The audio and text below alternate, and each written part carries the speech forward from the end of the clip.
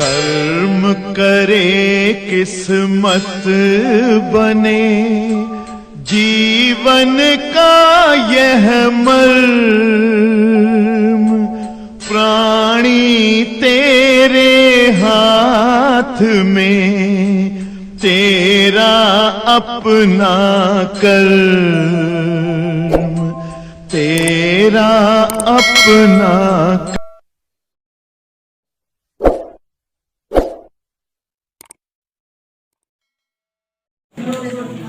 हाँ, ध्यान दीजिएगा सभी बच्चे।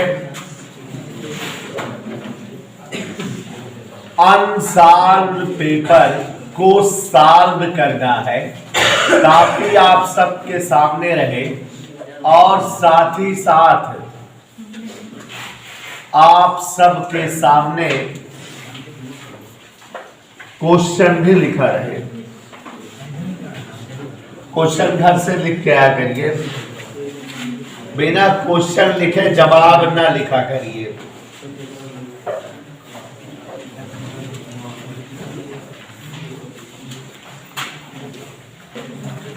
हाँ, तो श्रेया ओझा पहले का खंड ट्रांजिस्टर के उत्सर्जक पर लगाया गया तीर संकेत करता है। जो ट्रांजिस्टर का उत्सर्जक आधार संग्राहक होता है, उस पर जो तीर लगे होते हैं वो किस चीज को प्रदर्शित करते हैं? आपको बताए हैं कि पीएनपी ट्रांजिस्टर हो या एनपीएन ट्रांजिस्टर हो, तीर से ही पता लग पाता है ये कौन सा ट्रांजिस्टर है। तो जब जो है तीर उत्सर्जक से ट्रांजिस्टर की ओर रहता है तो इसका मतलब धारा उत्सर्जक की ओर या ट्रांजिस्टर के अंदर की ओर बह रही है, हम लोग पीएनपी जान लेते हैं। और बाहर की ओर रहते जान लेते हैं कि जो है धारा बाहर की ओर आ रही है, एनपीएन है। तो ये क्या दिखाता है? धारा प्रवाह की दिशा। तो पहले में बेटा तीसरा खंड सही है, धनात्मक धारा प्रवाह की दिशा दिखाती है। धनात्मक धारा प्रवाह की दिशा, पहले खंड में धनात्मक धारा प्रवाह की दिशा। प्रश्न आप लिखे रहिएगा, हम उत्तर बताते जा रहे हैं। खंड खा देखो जरा बेनू बेटा, उत्तल लेंस की फोकस दूरी अधिकतम किस प्रकाश में होती है? आपको बताना चाहेंगे बेटा कि जो हमारा श्वेत प्रकाश विब्योर होता है, वी से आर विब्योर, VIBGYOR, वी से आर की ओर बढ़ने पर सारी दूरी बढ़ती है। क्या बोले हम? वी से आर की ओर बढ़ने पर सारी दूरी, माने जैसे तरंग दैर्घ्य दूरी है तो बढ़ती है, फोकस दूरी या भी बढ़ती है। सबसे ज्यादा तरंग दैर्घ्य लाल प्रकाश की और सबसे ज्यादा फोकस दूरी भी लाल प्रकाश की। वी से आर की ओर चलने पर दूरियां बढ़ती हैं। तो कौन वाला सही है? चौथा खंड। तो लाल प्रकाश की फोकस दूरी, लाल प्रकाश में एफ क्या होगा? मैक्सिमम। प्यारे बच्चों, खंड का यदि एल तथा आर क्रमशः प्रेरकत्व एवं प्रतिरोध हैं तो एल बटे आर का मात्रक क्या होगा? तो बच्चों जान लीजिए, हालांकि अभी इसको पढ़े नहीं हो, प्रत्यावर्ती धारा वाले चैप्टर का टॉपिक है। एल बटा आर माने प्रेरकत्व बटे प्रतिरोध समय होता है। क्या होता है? समय। एल बटे आर मतलब मात्रक के रूप में निकालेंगे तो क्या आएगा? एल बटे आर का मतलब जो है हमने क्या बताया बेटा? समय, सेकंड। एल बटे आर को क्या कहते हैं? समय। समय नियतांक होता है। एल बटे आर क्या कहा जाता है? समय नियतांक। तो एल बटे आर बराबर समय नियतांक, और मात्रक के रूप में बताया जाएगा तो क्या आएगा? मात्रक, सेकंड। सेकंड माने यस। समझ में आया बेटा? कोई डाउट किसी को? अच्छा, इसको हम निकाल के भी दिखाएं अगर कहो तो। एल बटे आर को निकाल कर दिखा दें आपको कि कैसे ये समय आया, निकाल के दिखा देना। हाँ, एल बटे आर देखो जरा, सभी लोग ध्यान दीजिए। एल बटे आर निकाल के दिखा रहे हैं, ध्यान से देखना। आर का मतलब होता है वी बटा आई। बोलो। एल का मतलब होता है एन फाई बटे आई। फाई बटा आई। आपको बताए थे एन फाई बराबर एल आई, याद हो अगर 100 पीरियड वाले में, तो उस हिसाब से एन फाई बटे आई एल की जगह हो गया। ये आई से आई कट गया। समझ आया? बोलो हाँ समझ आया। अब ऊपर फाई है, फाई माने बी इंटू ए, और नीचे क्या है वी। समझ आ रहा है? और अब वी का मान, चुंबकीय छेद की तीव्रता बी, देखो एफ बराबर आई बी एल साइन थीटा होता है, तो बी का मान इस हिसाब से निकालेंगे तो क्या आ जाएगा, F upon I L into B. कोई दिक्कत बेटा? समझ आ रहा है कि नहीं? F upon I L into V. और आगे बढ़ते रहो, ध्यान से देखते रहो। एफ बटा आई एल वी, वी का मतलब वोल्टेज, वोल्टेज का मतलब कार्य बटे आवेश। याद करो विभवांतर, कार्य बटे आवेश। ऊपर क्यों गया? क्यों मतलब आई इंटू टी, तो आई से आई कट गया, आई से आई कट गया। और यहां F into T upon L into W को क्या लिख सकते हैं, डब्लू कार्य बराबर बल गुणे बल की दिशा में विस्थापन। एफ से एफ कट गया। Is that clear? यहां कुछ छोड़ दिए थे क्या? ए छोड़ दिए थे। ए ऐसे लिखा है, ए माने लंबाई गुणे चौड़ाई या लंबाई गुणे लंबाई, तो L L L L cut गया, क्या बचा? ठीक है, तो इस तरह से भी जान लीजिए कि एल और आर का अनुपात क्या होता है, समय। देखो बच रहा है समय कि नहीं? लेकिन इतना कैलकुलेशन आपको नहीं करना रहेगा। आप प्रत्यावर्ती धारा चैप्टर में जब पढ़ोगे तो वहाँ अर्जुन सर आपको बताएंगे एल और आर का अनुपात समय नियतांक होता है, और इसलिए किससे लिखा जाता है एल बटा आर को, टाइम या टी से, या जो है इसका मात्रक सेकेंड। तो समझ में डायरेक्ट याद रखो क्या मतलब है। देखो हमने करके भी दिखा दिया ना, टी आया कि नहीं बेटा?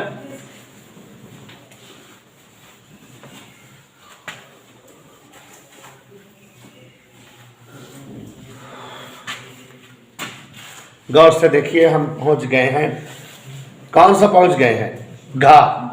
घा, जबकि घा वाला कोर्स में नहीं है, हमने अभी इसके पिछले वाले पेपर में आया था तो बताए थे, लेकिन आपको समझाए थे कि एक चाचा थे माइकल फैराडे, उन्होंने पता लगाया है कि दुनिया के हर पदार्थ में अपना एक चुंबकत्व होता है, और कुछ पदार्थ ऐसे होते हैं जिनकी उपस्थिति से बाह्य चुंबकीय क्षेत्र की प्रबलता थोड़ा बढ़ जाती है। कुछ पदार्थ ऐसे होते हैं जिनकी उपस्थिति से बाह्य चुंबकीय क्षेत्र की प्रबलता बहुत ज्यादा बढ़ जाती है, और कुछ पदार्थ ऐसे होते हैं जिनकी उपस्थिति से बाह्य चुंबकीय क्षेत्र की प्रबलता घट जाती है। तो इस तरह से पदार्थ लौह चुंबकीय, अनचुंबकीय, प्रतिचुंबकीय, 3 प्रकार के होते हैं। तो वह कौन सा चुंबकीय पदार्थ है जो बाह्य चुंबकीय क्षेत्र का विरोध करता है, माने जिसकी वजह से बाह्य चुंबकीय क्षेत्र घट जाता है? प्रतिचुंबकीय पदार्थ।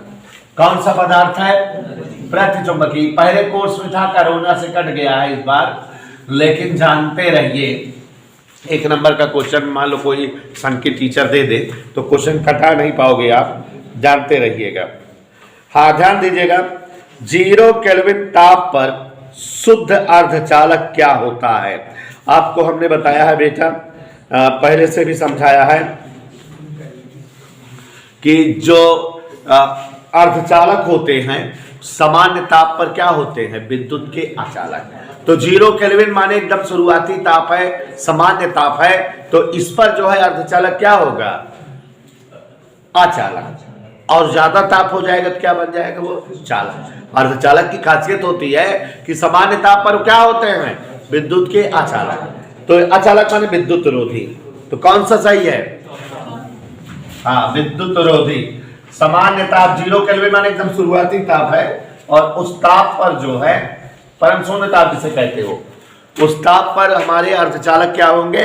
अचालक होंगे, विद्युत रोधी होंगे। आगे बढ़े बच्चों, क्वेश्चन नंबर 4, निम्नलिखित में से कौन सा विद्युत छेद का मात्रक नहीं है?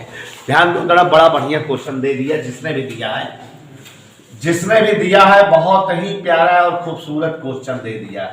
विद्युत क्षेत्र का वैसे मात्रक आप 2-3 जानते हो। एक जानते हो आप न्यूटन पर कूलम, एक जानते हो आप वोल्ट पर मीटर।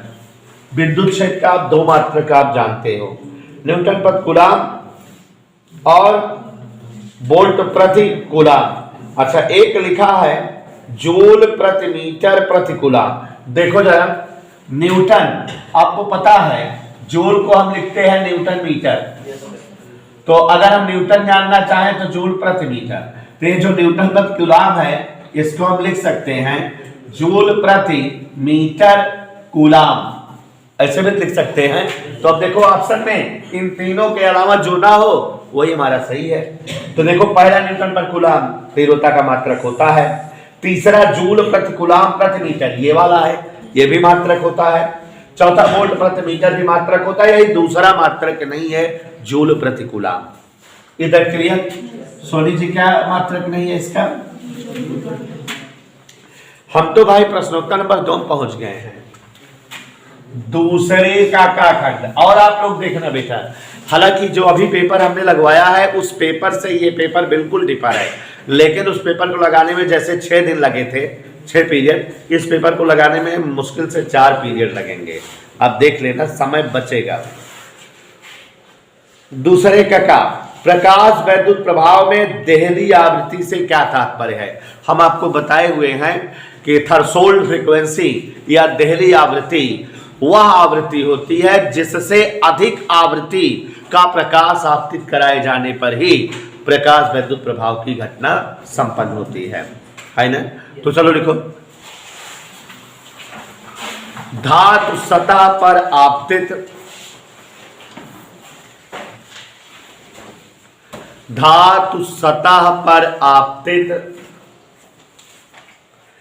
प्रकाश की वह न्यूनतम आवृत्ति।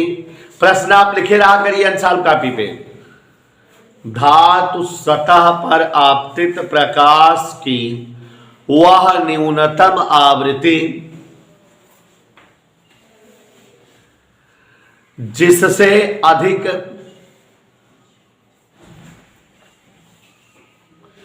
मान की आवृत्ति वाले प्रकाश से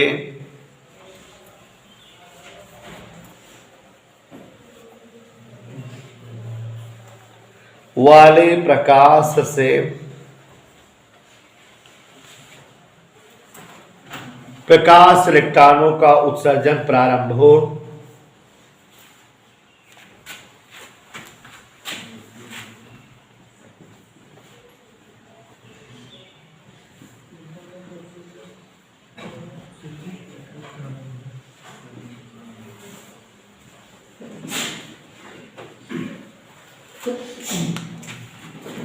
देहली आवृत्ति कहलाती है।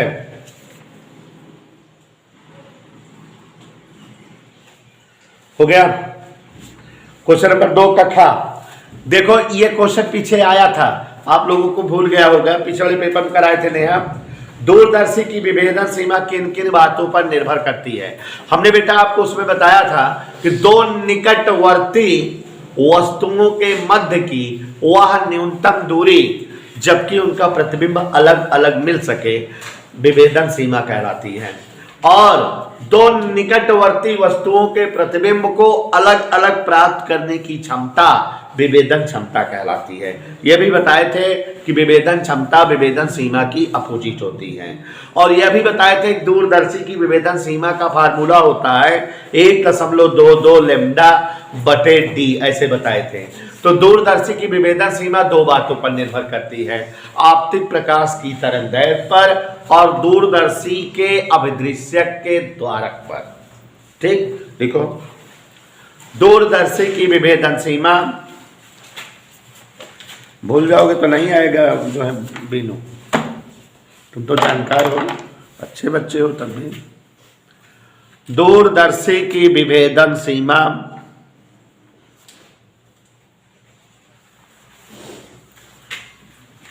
नंबर 1 आपतित प्रकाश की, प्रश्न लिखे रहा कर जो ना, सोनी, और जगह छोड़े रहा कर क्वेश्चन लिखे के अंसाल मतलब प्रश्न लिखा रहे, जिससे कभी रिवाइज करना हो तो फिर आपको अंसाल में हेरने की जरूरत ना हो। क्वेश्चन रहे ऊपर स्नेहा हो जा, नीचे उत्तर रहे, प्रश्न नहीं लिखती हो, प्रश्न क्यों नहीं लिखती हो? तो अभी लिख लो, देखते लिखो, जगह छोड़ दो ना उतना, ये तो नहीं छोड़ रही। हाँ क्या लिखे? क्या झगड़ा कर रही है उसने यार, ये तो हड़का रही है हमको। एक तो मुझे डरात रही थी। दूरदर्शी की विभेदन सीमा नंबर 1, आपतित प्रकाश की तरंगदैर्घ्य पर, लड़ा न कर भाई हो जाए,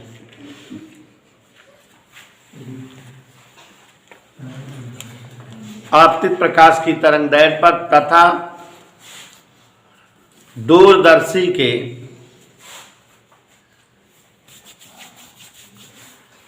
अभिदृश्यक के द्वारक पर निर्भर करती है, द्वारक के व्यास पर।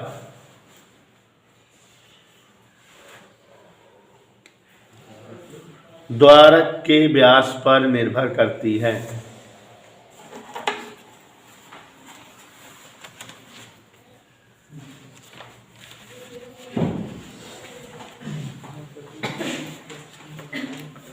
देखा बच्चों, खंडगा, खंडगा देखिए जरा सभी लोग, V बराबर दिया है 2.8 साइन, क्या लिखा है जरा 628 T माइनस π/6 और I बराबर 3.5 साइन 628 T प्लस π/6, यही है। इधर देखो, एक मिनट को I बराबर I0 sine omega T plus φ1 से तुलना करने पर देख के बताओ φ1 कितना है? π/6 है, और इसमें विभवांतर वाले में को B बराबर B0 sign 600 omega T plus φ2 से तुलना करने पर φ2 कितना है? इसलिए कलांतर पूछ रहा है। कलांतर फाई बराबर φ1 माइनस φ2, तो π/6 माइनस माइनस π/6, तो 2π/6 माने π/3 माने 60 आंसर आ गया। प्रत्यावर्ती धारा वाले चैप्टर का सवाल था, लेकिन मैंने देखा लग जाएगी आप लोगों को, इसलिए बता दिए। कह रहा दोनों में कलांतर बताओ। एक चीज देखो जरा, साइन का जो कोण होता है वही कला होती है, तो इस कला और इस कला का अंतर माने घटा दिए, आ गया π/3 60 से, यही कलांतर है धारा और वोल्टता के बीच। खंडघा देखो, लुईस द ब्रागली के द्रव्य तरंग की अवधारणा, तो लुईस द ब्रागली के द्रव्य तरंग के बारे में हमने आपको बताया हुआ है और पीछे वाले चैप्टर में भी आ गया था। लुईस द ब्रागली ने बताया कि प्रत्येक कण तरंग संबद्ध होता है अगर वो गतिशील हो, तो प्रत्येक गतिशील कण, गति करता हुआ कण अपने पीछे तरंगे छोड़ता है, तो प्रत्येक गतिशील कण तरंग संबद्ध होता है, अपने पीछे तरंगे छोड़ता है। ये तरंगे द्रव्य तरंगे कहलाती हैं और इनकी तरंगदैर्घ्य डी ब्रागली तरंगदैर्घ्य या द्रव्य तरंगों की तरंगदैर्घ्य कहलाती है। एक नंबर का है, यही लिख लीजिए, लिख लीजिए। लुईस दी ब्रागली के अनुसार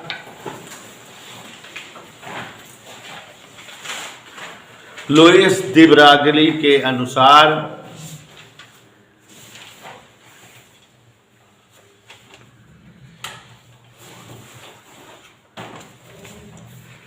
प्रत्येक कण, प्रत्येक गतिशील कण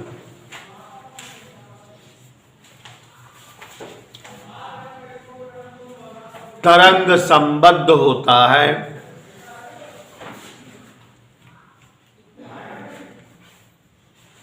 अर्थात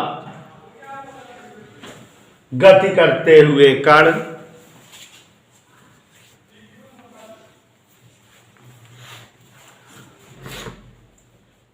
अपने पीछे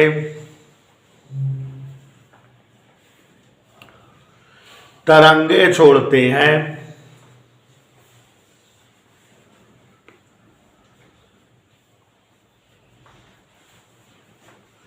जिन्हें द्रव्य तरंगे कहा जाता है।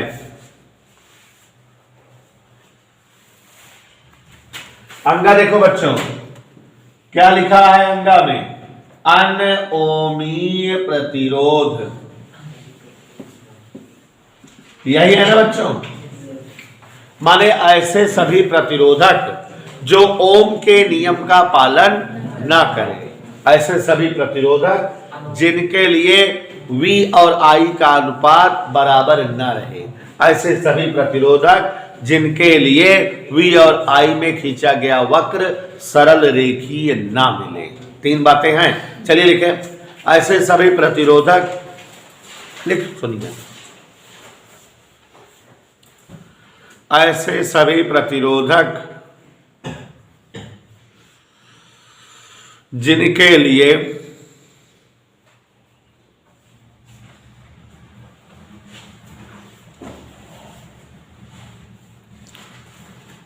V और I का अनुपात सदैव असमान रहे,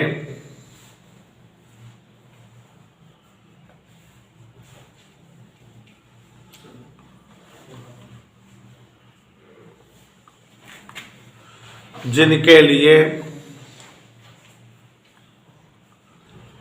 V व I में खींचा गया वक्र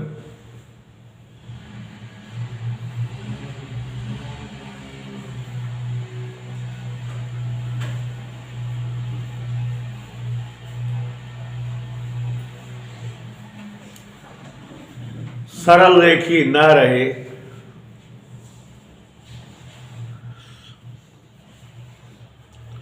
अर्थात जो प्रतिरोध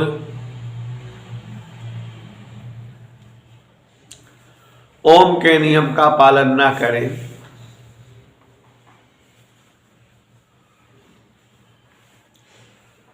अनोमी प्रतिरोध कहलाते हैं।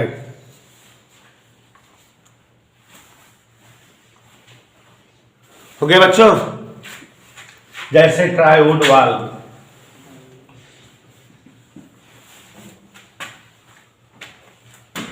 हाँ, आलोक प्रजापति दूसरे के क्या खा गए पढ़े? रेडान की अर्धांग 3.8 दिन है। देखो कोर्स में नहीं है, टीहा 3.8 दिन। मीनू क्या बताए बेटा? कोर्स में नहीं। 25 मिलीग्राम रेडान 19 दिनों बाद कितना रह जाएगा? इधर देखिए, कुल समय बराबर 19 दिन। कुल समय का सूत्र बताए हैं पीछे हम आपको, एनटी हाफ। दो ही सूत्र यूज होता है कुल समय का, एक भाई और बताओ तो, बराबर 19। तो एन बराबर 19 बटे टी हाफ, तो 19 बटे टी हाफ माने 3.8। दशमलव हटाओ बेटा, 0 बढ़ जाएगा। 38 5 190।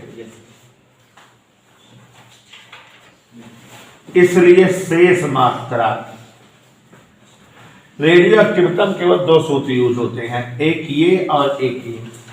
एक कुल समय बराबर एन टी हाफ और एक ये एन बराबर n0 गुणे 1/2 की घात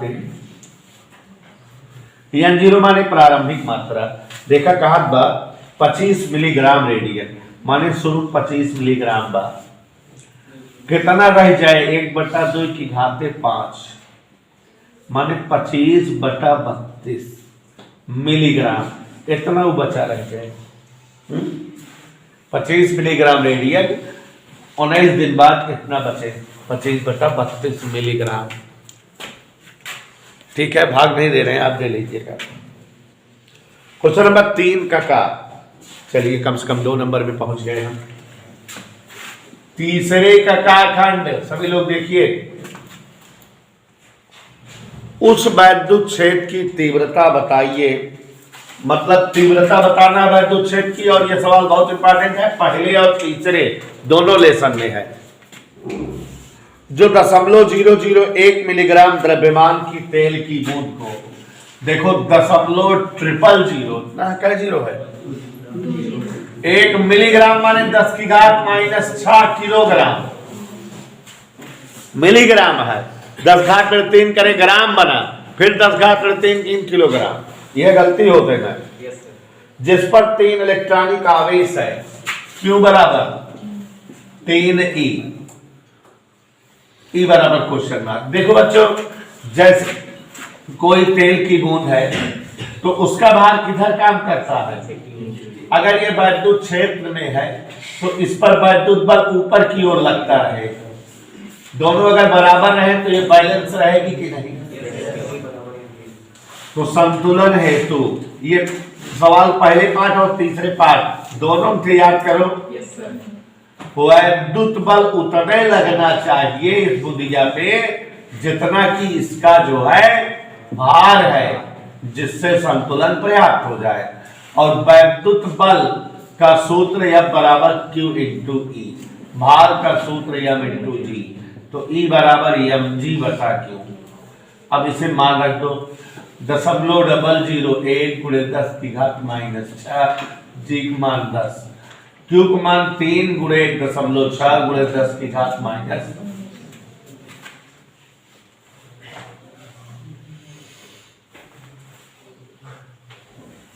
दशमलव हटाओ उधर यार गुस्सा है ना, ध्यान दीजिएगा। ऋण 6 और ये 1 2 3 कितना भाग, ऋण 9, 2 हट गया,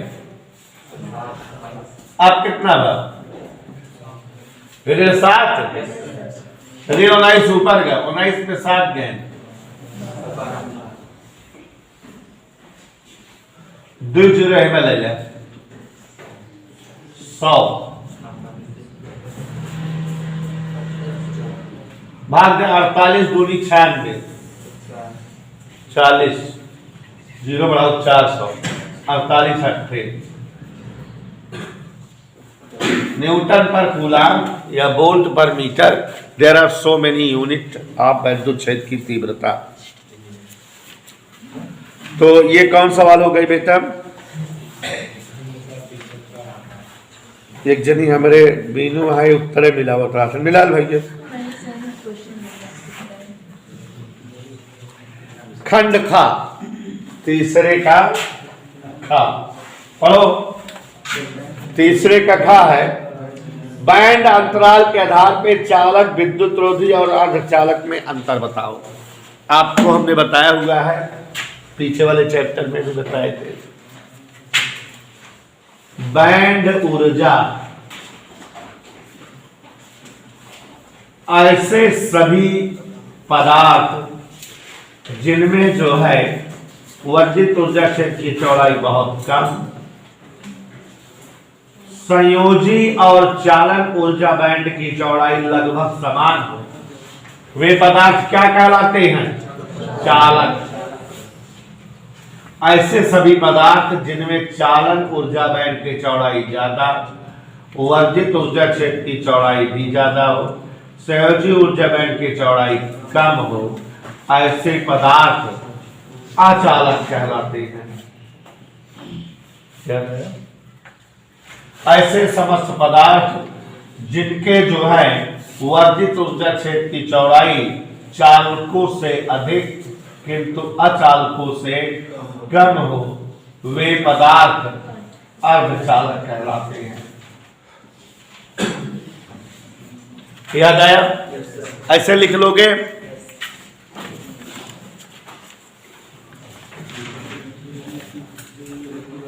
हाँ, अगला क्वेश्चन खंड गा, कोर्स में नहीं है गा, जान लीजिए। मगर रेडियो एक्टिव पदार्थों की सक्रियता से क्या समझते हो? रेडियो एक्टिव पदार्थों की सक्रियता R बराबर होता है dN/dt। यहां पर देखो जरा कैसा क्वेश्चन है ये, तीसरे का गा। सक्रियता, मजेदार बात है, जान लीजिए, सक्रियता R बराबर -dN/dt, मतलब रेडियो एक्टिव पदार्थ के विघटन की दर सक्रियता कहलाती है। माइनस क्या लिखेगा, मतलब कम होना। किसी रेडियो एक्टिव पदार्थ किसी रेडियो एक्टिव पदार्थ के विघटन की दर, माने एकांक समय में कोई रेडियो एक्टिव पदार्थ जितना विघटित हो जाता है वही उसकी क्या कहलाती है, सक्रियता। रेडियोएक्टिव पदार्थ के विघटन की दर या सक्रियता का कई मात्रक है। सबसे पहले इसका मात्रक था बेकुरेल। क्या? साइंटिस्ट के नाम पर इसका जो है नाम पड़ा है। तो इसका मात्रक है बेकुरेल। एक बेकुरेल बराबर 1 विघटन प्रति सेकंड। क्या? 1 सेकंड में अगर 1 विघटन हो तो इसे 1 बेकुरेल कहते हैं। 1 बेकुरेल बराबर 1 विघटन प्रति सेकंड। इसका मात्रक रदरफोर्ड भी है, इसका मात्रक क्यूरी है। 3.7 × 10 विघटन पर सेकंड को 1 क्यूरी कहते हैं। और ऐसे ही इसका मात्रक क्या है, रदरफोर्ड भी है। तो रेडियोएक्टिव सक्रियता मात्रक जान गए ना, क्या है, विघटन पर सेकंड, या इसी को क्या कहते हैं, बेकुरेल। और इसके और क्या मात्रक है, क्यूरी, और इसका मात्रक क्या है, रदरफोर्ड। ठीक है, बड़े मात्रक। बस गा हो गया ना, घा। एंड द्वारक की सत्यता सारणी और प्रतीक चिन्ह। देखो आप याद करो कि पिछले वाले पेपर में भी और इस पेपर में भी इस टॉपिक से रिलेटेड सवालें आ रही हैं। तो आप इसका मतलब आप इन पर जो है ज्यादा फोकस करोगे, एक सवाल जरूर आती है। कौन सा गेट कह रहा है, एंड गेट। एंड गेट याद करो।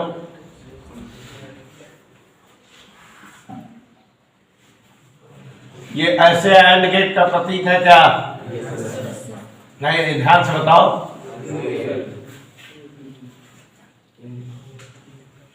याद आया?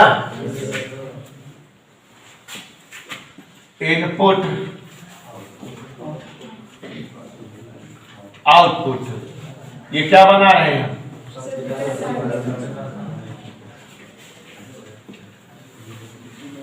0 0 0 1 1 0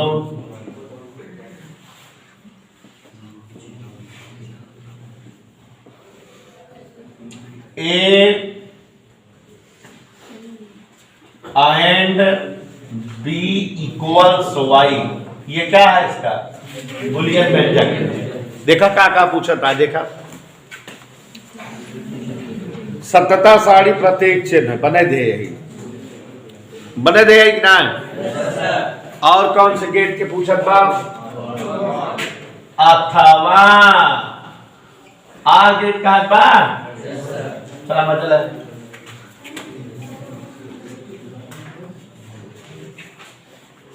जैसे हमका याद है वैसे तुमको याद रहे सोनी। कौन गेट है, A or B equal Y.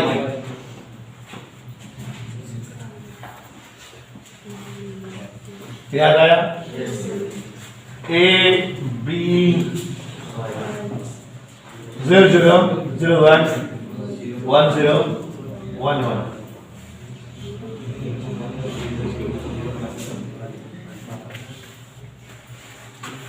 याद आ गया बच्चों? तो ये हमारा जो है एंड गेट और आर गेट दोनों का सत्यता सारणी और प्रतीक चिन्हों का गुस्सा दिया। आज हम कहे ना स्नेहा पहले गुस्सा कीजिए, 3 तक हो गया, नोट करो, चौथे से लड़ाई लड़े। लेकिन इसमें सवालें हैं मस्त, चौथा पूरी सवाल है, सभी का सवाल मजा आएगा।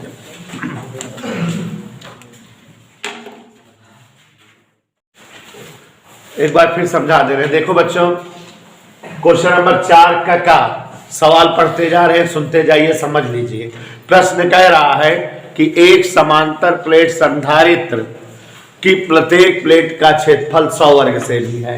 चुपचाप हमने a बराबर 100 वर्ग सेमी लिख दिया बेटा, और सभी को जानकारी है कि 100 वर्ग सेमी को 10⁻⁴ वर्ग मीटर कहते हैं।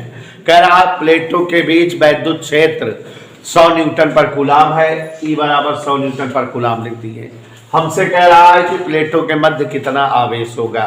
यहां पर देखो सूत्र लगाए, Q बराबर C × B। समांतर प्लेट संधारित्र की धारिता C का सूत्र होता है A∈0/d। जैसा कि आप पढ़े हो, विभव प्रवणता और वैद्युत क्षेत्र तीव्रता E बराबर B/d, तो B बराबर E × d। B से D कट गया। A का मान 100 × 10⁻⁴, एप्सिलॉन का मान पता रहता है 8.85 × 10⁻12, और E का मान 100। तो 2 0 2 0 10⁻⁴, ऋण 4 कट गया, यही बच गया, मात्रक कूलाम है। तो चौथे का खा खंड है, लेंस की क्षमता से क्या समझते हो? तो मीटर में मापी गई फोकस दूरी का व्युत्क्रम लेंस की क्षमता कहलाती है। लेंस की क्षमता P बराबर 1/f लिखा। लेंस की क्षमता का मात्रक डायोप्टर होता है। लेंस की क्षमता का मात्रक, अपने मन से लिख लो, क्षमता का मात्रक डायोप्टर होता है। उत्तल लेंस की क्षमता धनात्मक और अवतल लेंस की क्षमता ऋणात्मक। जल्दी लिखिए, उत्तल लेंस की क्षमता धनात्मक और अवतल लेंस की क्षमता ऋणात्मक होती है। कह रहा है किसी लेंस को जल में डुबोने पर क्षमता पर क्या प्रभाव पड़ेगा? तो प्यारे बच्चों, आपको पीछे हम जो है प्रकाश पढ़ाते समय बताए थे कि अगर किसी लेंस को किसी द्रव में डुबोते हैं तो 3 प्रकार की घटनाएं होती हैं। क्या घटना होती है? एक्चुअली में हम किसी लेंस को उससे अधिक अपवर्तनांक वाले द्रव में डुबो सकते हैं, उससे कम अपवर्तनांक वाले द्रव में डुबो सकते हैं, और उस लेंस के पदार्थ के बराबर अपवर्तनांक वाले द्रव में डुबो सकते हैं।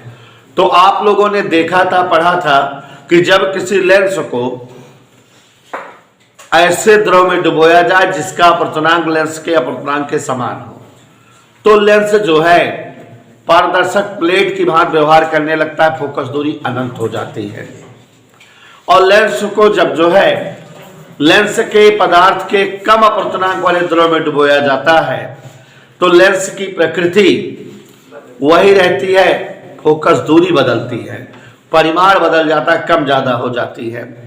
और लेंस को अधिक अपवर्तनांक वाले द्रव में जब डुबोते हैं तो प्रकृति बदल जाती है। उत्तल लेंस अवतल की तरह, अवतल लेंस उत्तल तरह व्यवहार करने लगता है। लेकिन बेटा ये फोकस दूरी थी, हमको क्षमता बताना है, तो क्षमता उल्टी उल्टी होगी। लिख लीजिए, किसी लेंस को द्रव में डुबोए जाने पर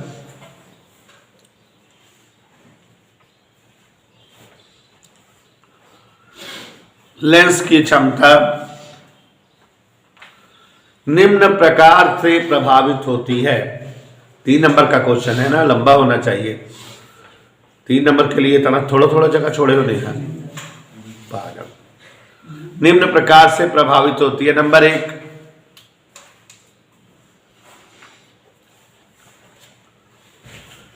यदि लेंस के पदार्थ व द्रव का अपवर्तनांक समान हो,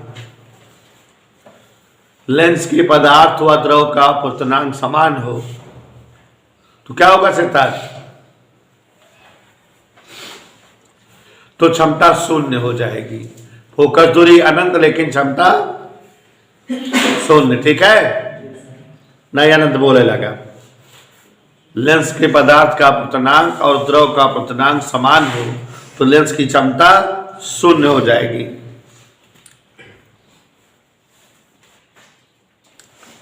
नंबर 2,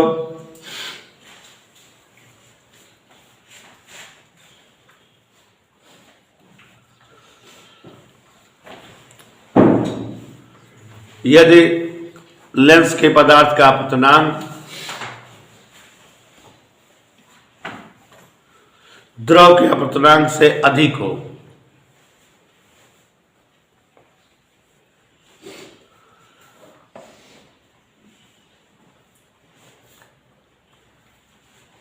तो क्षमता का परिमाण घट जाएगा। ठीक है, क्षमता का परिमाण घट जाएगा।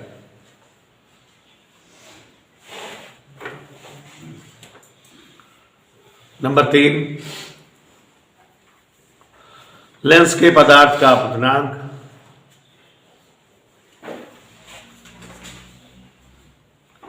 तीन नंबर वाले ज्यादा छोड़ा करो बेटा।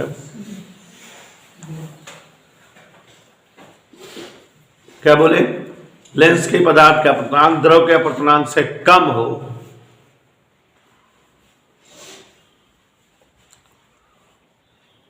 तो क्षमता की प्रकृति बदल जाएगी। ठीक है, धन है तो ऋण हो जाएगा, ऋण है तो धन। प्रकृति बदल जाएगी। गा खंड देखो बेटा, चौथे का गा, सभी बच्चे चौथे का गा। वैद्युत फ्लक्स की परिभाषा दीजिए। वैद्युत फ्लक्स का मात्रक लिखिए। एक समान देखो वैद्युत फ्लक्स, सभी लोग ध्यान दो। वैद्युत फ्लक्स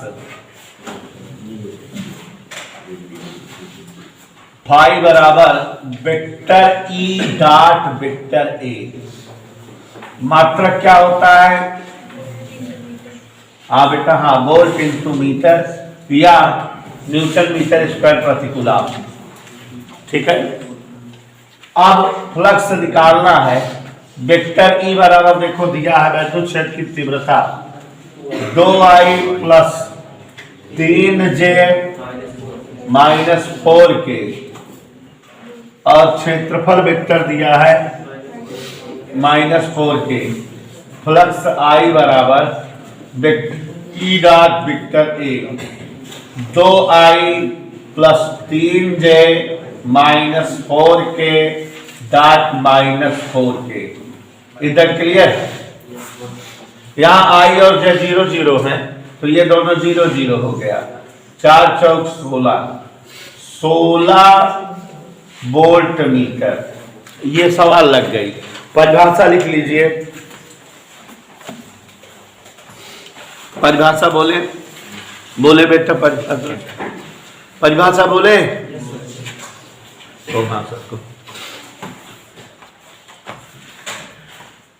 किसी वैद्युत क्षेत्र में, किसी वैद्युत क्षेत्र की तीव्रता,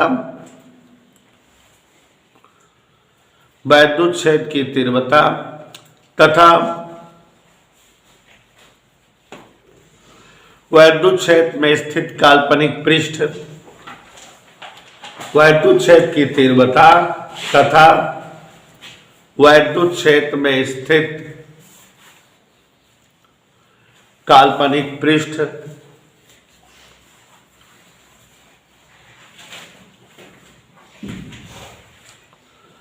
के क्षेत्रफल वेक्टर का अदिश गुणनफल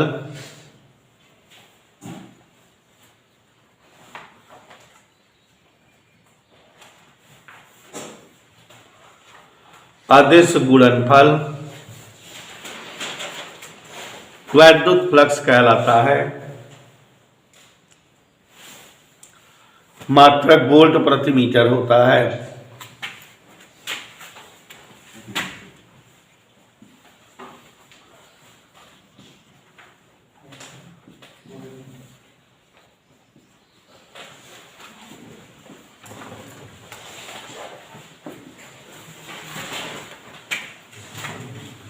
देखो बेटा, चौथे का घ अनुचुंबकी, प्रतिचुंबकी और लौह चुंबकी पदार्थों में अंतर बताओ।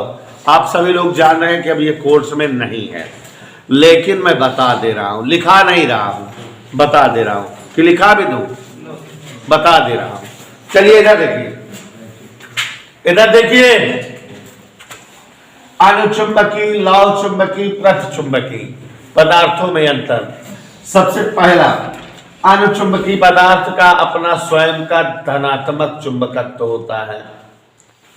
लौह चुंबकीय पदार्थ का खुद का धनात्मक चुंबकत्व अधिक तीव्रता का होता है। पृथ्वी चुंबकीय पदार्थों का चुंबकत्व ऋणात्मक होता है।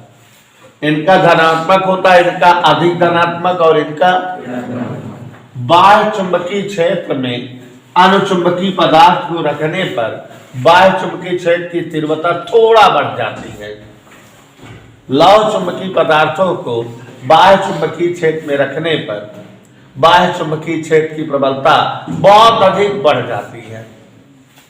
पृथ्वी चुंबकीय पदार्थों को बाह्य चुंबकीय क्षेत्र में रखने पर बाह्य चुंबकीय क्षेत्र की तीव्रता घट जाती है। दो अंतर हो गया। तीसरा है, इनकी चुंबकीय धारणशीलता कम होती है, इनकी ज्यादा होती है, इनमें होती ही नहीं। चौथा, ताप बढ़ाने पर अनुचुंबकीय पदार्थों का चुंबकत्व कम होता है। ताप बढ़ाने पर लौह चुंबकीय पदार्थों का चुंबकत्व बहुत अधिक कम होता है। पृथ्वी चुंबकीय पदार्थों का ताप बढ़ाने पर चुंबकत्व बढ़ता है। पांचवा, अगर दो चुंबकीय ध्रुवों के बीच अनुचुंबकीय छड़ लाई जाए तो वो हमेशा जो है दोनों चुंबकीय ध्रुवों के दिशा में खड़ी होगी या रुकेगी। ऐसे लौह चुंबकीय छड़ को दो चुंबकीय ध्रुवों के बीच लाया जाए तो वह भी चुंबकीय अक्ष के दिशा में रुकेगी। पृथ्वी चुंबकीय छड़ को अगर दो चुंबकीय ध्रुवों के बीच लाया जाए तो वह चुंबकीय अक्ष के लंबवत रुकेगी। 5 डिफरेंस होगी, बहुत आ गया बताइए। ठीक है, तो ये इस तरह से जो है अनुचुंबकीय, लौह चुंबकीय, पृथ्वी चुंबकीय पदार्थों में अंतर है। समझ आया? कोरोना खा गया है इसको, यहाँ ध्यान गई ना कोरोना। हाँ, अंगाखंड देखिए जरा। एक भयानक सी फोटो बनी है। फोटो के आधार पे आई का मान निकालना है, लेकिन 3 नंबर की सवाल है। तो देखिए जरा, सभी लोग जो है कमर कस के देखने का प्रयास करिए। कैसे चित्र है, यहां गौर से देखो। 2 एम्पियर तीर किधर बना है जरा बताओ तो, इधर की ओर। इस पर तीर किधर बना है, 1 एम्पियर। इधर 2 एम्पियर, इधर I1।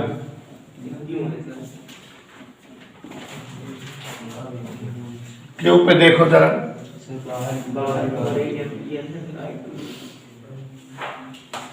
अंदर की ओर I2। नेहा नहीं देख रही हो? नेवा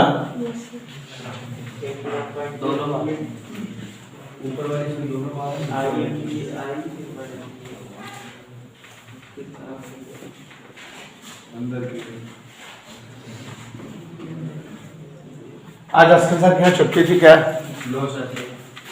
कब कहा था बारे ना है, बुधवार है,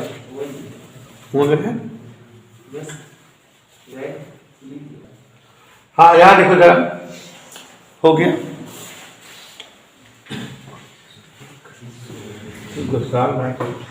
चलो संदीप है, आपको डर लगने लगा। सीधा मास्टर कहा करी। हाँ इधर देखो,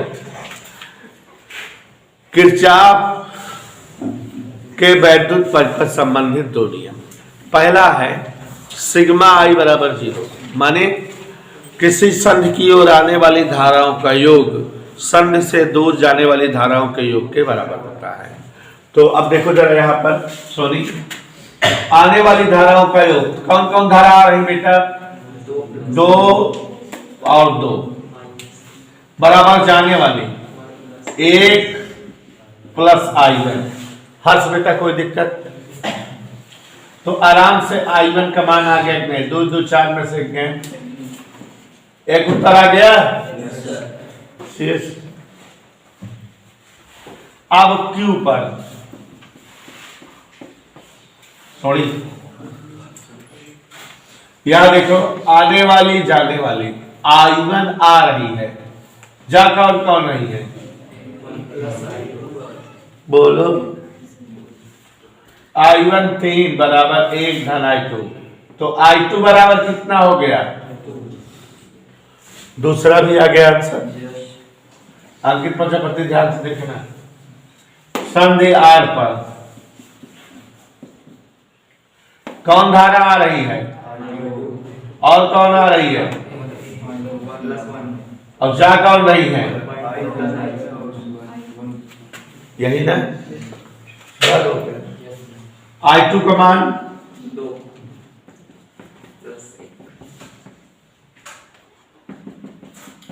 2 1 3 पे 2 घटा 18 12 30 आगे 3 ऑप्शन। क्वेश्चन नंबर 4 हो गया। चलिए क्वेश्चन नंबर 5 का खंड, अल्फा कणों के प्रकीर्णन प्रयोग के आधार पर रदरफोर्ड का परमाणु मॉडल लिखिए और मॉडल की कमियां बताइए। देखो बच्चों, रदरफोर्ड ने जब जो है अल्फा कणों की बम्बाई की स्वर्ण धातु की पतली पन्नी पर, तो इन्होंने पाया अधिकांश अल्फा कण आर पार हो गए। कुछ एक अल्फा कण कुछ कोण बनाते हुए विचलन प्रदर्शित किए, कुछ एकाध अल्फा कण वापस लौट आए। तो इस आधार पे रदरफोर्ड ने परमाणु मॉडल प्रस्तुत किया कि अधिकांश अल्फा कण स्वर्ण पत्र को भेद कर पार हो जाते हैं। इसका मतलब परमाणु जो है एक बड़े से खोखले गोले के रूप में है, जिसका ज्यादातर भाग क्या है, खोखला है, और इस खोखले वाले भाग में जो है ऋणात्मक पोर्शन अर्थात इलेक्ट्रॉन उपस्थित है। ठीक है, और कुछ एक अल्फा कण अपने मार्ग से विचलित हो जाते हैं, अर्थात वहां धन भाग गए, प्रोटॉन उपस्थित हैं। 30,000 अल्फा कणों में कोई एक अल्फा कण अपने मार्ग से वापस लौटता है, अर्थात बहुत थोड़ा सा सूक्ष्म भाग परमाणु का ठोस है। तो परमाणु मॉडल अल्फा कणों के प्रकीर्णन के आधार पर इन्होंने बताया कि परमाणु एक खोखले गोले के रूप में होता है, जिसका बहुत सूक्ष्म 1000वां भाग नाभिक कहलाता है, धनात्मक और ठोस होता है, जहां परमाणु के सभी धन भाग प्रोटॉन और भारी भाग न्यूट्रॉन उपस्थित होते हैं। परमाणु के समस्त ऋणात्मक भाग इलेक्ट्रॉन नाभिक के चारों ओर कक्षाओं में चक्कर करते रहते हैं। ये रदरफोर्ड का अल्फा किरण प्रकीर्णन आधार पर परमाणु मॉडल था। फिर इसके बाद इस मॉडल की नेहा ने कमियां बताई। क्या कमी बताई नेहा तुमने? 2। पहली कमी ये थी कि अगर इलेक्ट्रॉन नाभिक के चारों ओर चक्कर कर रहे हैं तो मैक्सवेल के विद्युत चुंबकीय तरंगिका सिद्धांत के अनुसार गति करता हुआ इलेक्ट्रॉन विद्युत चुंबकीय तरंगे उत्सर्जित करता है, अर्थात गति करते हुए इलेक्ट्रॉन की ऊर्जा कम होती जाएगी और इसलिए जो है इलेक्ट्रॉन की कक्षाएं छोटी होती जाएंगी और इलेक्ट्रॉन को नाभिक में गिर जाना चाहिए, अस्तित्व समाप्त हो जाना चाहिए। ऐसा नहीं होता, ये कमी थी रदरफोर्ड परमाणु मॉडल की। दूसरा, इलेक्ट्रॉनों द्वारा उत्सर्जित स्पेक्ट्रम रदरफोर्ड के हिसाब से सतत आना चाहिए, लेकिन बाद में साइंटिस्टों ने सब जो है स्पेक्ट्रम एकल प्राप्त किया था। ठीक है, दीज आर 2 कमियां ऑफ रदरफोर्ड परमाणु मॉडल। तो लिखा दें। हाँ, 5वें कक्षा रेडियो एक्टिव पदार्थ की अर्धायु और क्षयनीयतांक को समझाओ, इनमें परस्पर संबंध बताओ। 5वें कक्षा खंड देखिए जरा, अर्ध आयु, सभी लोग ध्यान दीजिएगा, अर्ध आयु T12 क्या होती है? कोई भी रेडियो एक्टिव तत्व जितने समय में अपनी प्रारंभिक मात्रा का आधा विघटित हो जाता है या जितने समय में अपनी प्रारंभिक मात्रा का आधा बचा रह जाता है, वही समय उस तत्व की अर्धांग कहलाती है। जैसे 100 ग्राम रेडियो एक्टिव तत्व है और 5 दिन बाद आओ आप देखो 50 ग्राम बचा रह जाए, तो माने आधा कितने दिन में विघटित हो गया? 5 दिनों में। तो 5 दिन इसकी क्या हुई बेटा? अर्धांग। ठीक है, तो कोई रेडियो एक्टिव तत्व जितने समय में स्वयं की मात्रा का आधा विघटित हो जाए, वही समय अर्धांग कहलाता है। रदरफोर्ड और सोडी फजाल रसल ने ये पता लगाया कि कोई भी रेडियो एक्टिव तत्व के विघटन की दर उसकी जो है प्रारंभिक मात्रा के समानुपाती होती है। इसे ही रदरफोर्ड और सोडी फजाल का रेडियो एक्टिव विघटन संबंधित नियम कहते हैं। क्या है? विघटन की दर, देखो dN/dt विघटन की दर, अगर यहां माइनस लगा देते कम हो रहा है, ये रेडियो एक्टिव तत्व के प्रारंभिक मात्रा की क्या होता है? आप जानते हो कि dN/dt समानुपाती चिन्ह हटाया जाता है और नियतांक लेमडी यूज किया जाता है, और अब इसको लिख सकते हैं -dN/n बराबर लेमडा dt। दोनों तरफ समाकलन करेंगे, इंटीग्रेशन टॉपिक है d हटाने के लिए, तो 1/n dN बराबर लेमडा 1 dt। कोई डाउट किसी को? आगे देखिए जरा, यहां 1/n का समाकलन log n आधार e, और यहां लेमडा इंटू टी। कोई डाउट बेटा? और प्लस क्या होता है? समाकलन नियतांक। अब जैसा कि जानते हो t बराबर 0 पर n जो है शुरुआती मात्रा प्रारंभिक मात्रा रहेगी, तो इसमें रखेंगे तो minus log e n0 lambda into 0 plus c का मान माइनस log e n0। कोई डाउट? रख दे समीकरण 1 में। समीकरण 1 देखिए, माइनस log e n बराबर lambda into T minus log e n0।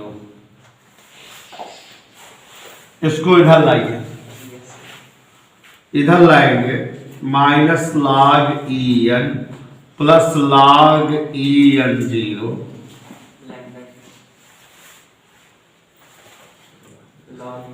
Minus common ले लें, log m/n,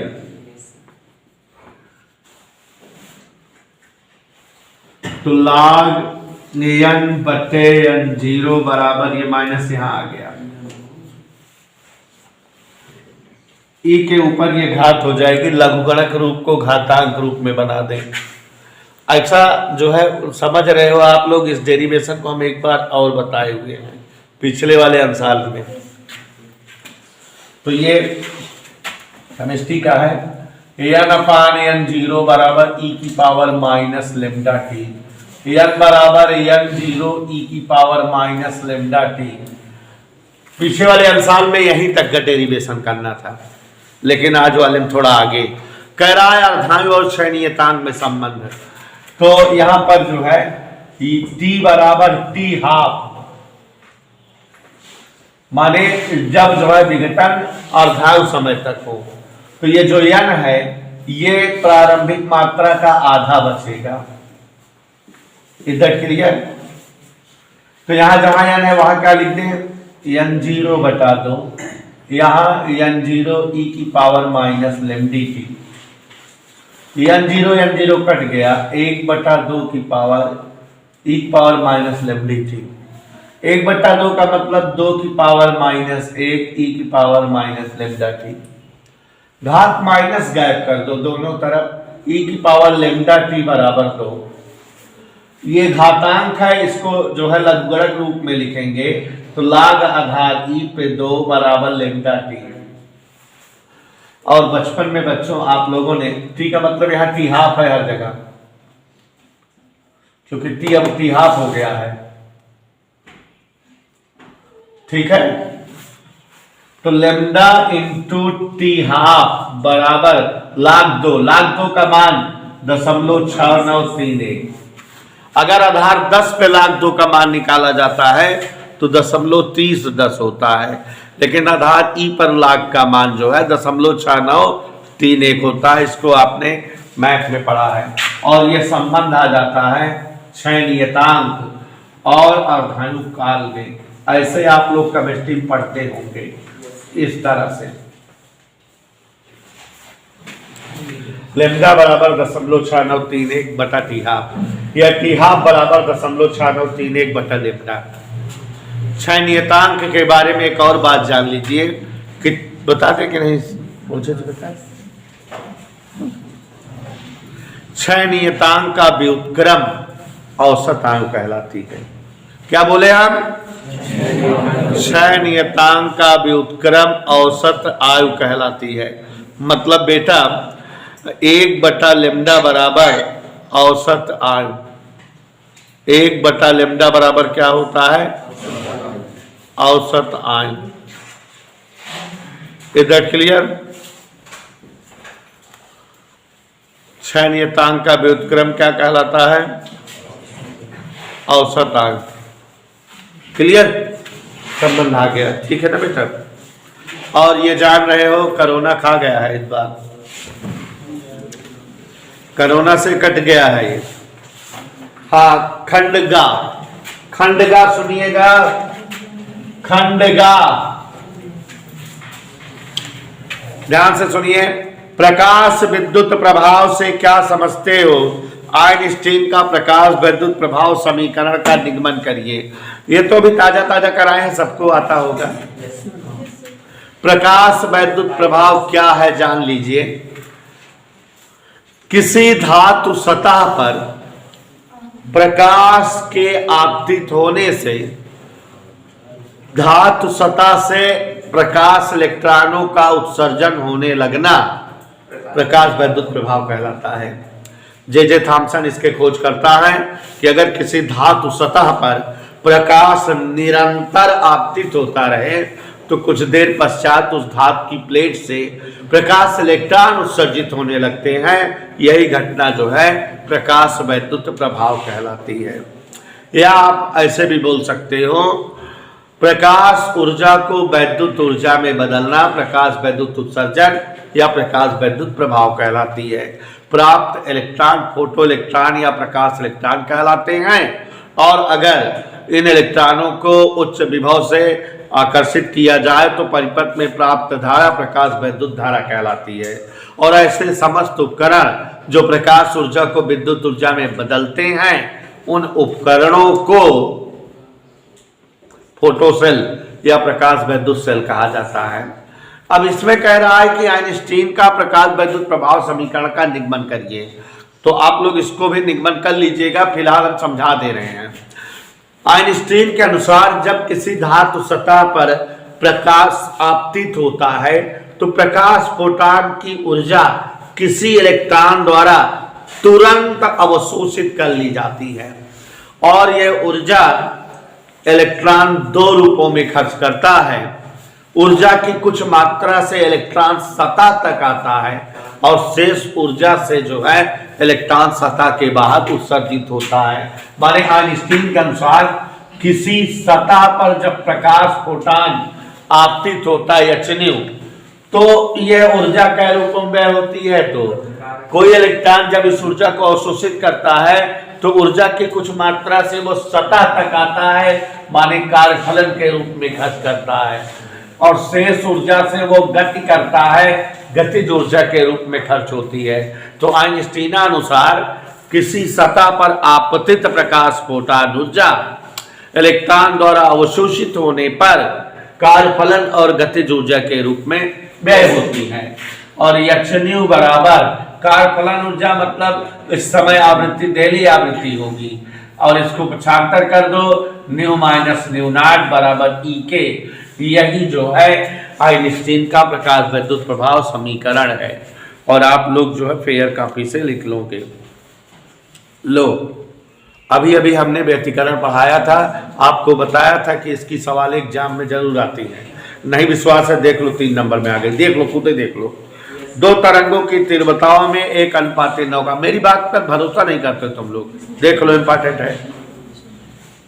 यदि दोनों तरंगे व्यतिकरण करती हैं तो अधिकतम और न्यूनतम तीव्रताओं में अनुपात। देखो बच्चों कितना सरल सवाल है, कितना सरल। तो देखो जरा, I1 अनुपात I2 कितना दिया है? स्नेहा ओझा, I1 माने A1 स्क्वायर अनुपात A2 स्क्वायर 1:3 का स्क्वायर। तो A1 अनुपात A2 कितना आ गया बेटा? 3 आएगा, 2 नहीं। कह रहा है महत्तम और मिनिमम, मैक्सिमम और मिनिमम। देखो कितना सरल सवाल है, 3 नंबर का फर्जी मिल जाता है। बताए थे 3 नंबर आएगा। A1 plus A2 whole square, A1 difference A2 whole square. नहीं मानोगे?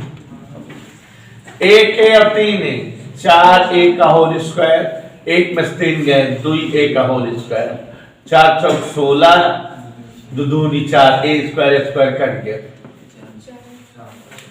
ठीक, तो ये जो है देखो 3 नंबर का सवाल है। बताओ सरल नहीं है?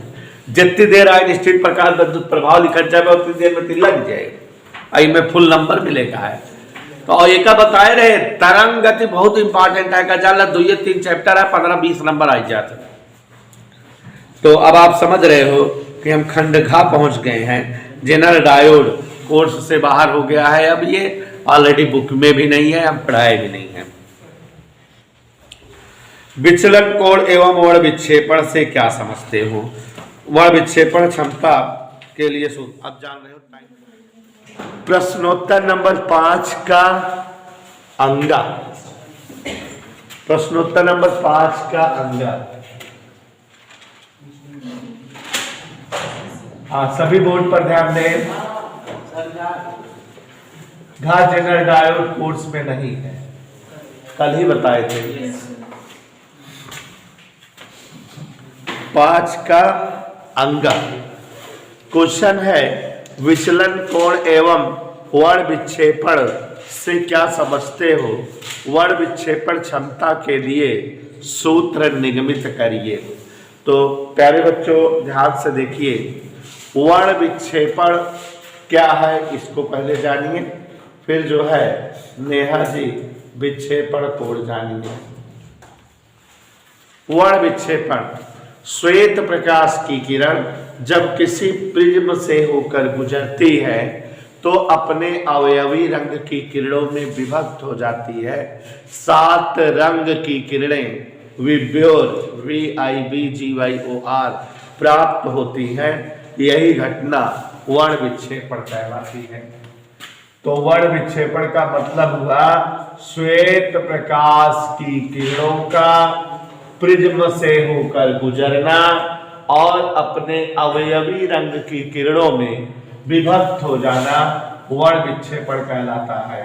जैसे बच्चों ये कोई प्रिज्म है, अगर त्रिभुजाकार ABC और अगर इस पर कोई श्वेत प्रकाश की किरण, श्वेत प्रकाश की किरण ऐसे अगर आपतित हो तो इसको बच्चों ऐसे जाना चाहिए, इस तरह से। लेकिन ये जो है अपने मार्ग से विचलित होती है और अवयवी रंग की किरणों में विभक्त हो जाती है। कुल 7 रंग की किरणें प्राप्त होती हैं और 7 रंगों की किरणों का क्रम वर्ण क्रम कहलाता है। और ये 7 रंग की जो किरण पट्टी प्राप्त होती है इसे हम स्पेक्ट्रम कहते हैं, VIBGYOR। ये इस तरह से जो है 7 रंग की किरण पट्टी प्राप्त होती है। तो श्वेत प्रकाश की किरणों का प्रिज्म से होकर गुजरना और अपने अवयवी रंग की किरणों में विभक्त हो जाना वर्ण विक्षेपण कहलाता है। और बच्चों ये 7 रंग की पट्टी में विब्योर, V फॉर विब्योर, बैगनी कलर की किरण है जो सबसे पहले आती है क्योंकि इसकी चाल सबसे अधिक होती है। इंडिगो जामुनी कलर की किरण, ब्लू नीले रंग की किरण, जी हरियर, Y yellow, O orange, R red. इस तरह से कुल जो है 7 रंगों की किरणें प्राप्त होती हैं और हम जो है वर्ण विक्षेपण की घटना इसे ही कहते हैं या इसे ही समझते हैं। अब ध्यान दीजिएगा जरा, इसी में कह रहा है वर्ण विचलन कोण क्या है। विचलन कोण बेटा ये जो आपतित किरण है और ये निर्गत किरण, आपतित किरण और निर्गत किरण के बीच का कोण विचलन कोण कहलाता है। ठीक है बेटा, तो विचलन कोण डेल्टा से लिखा जाता है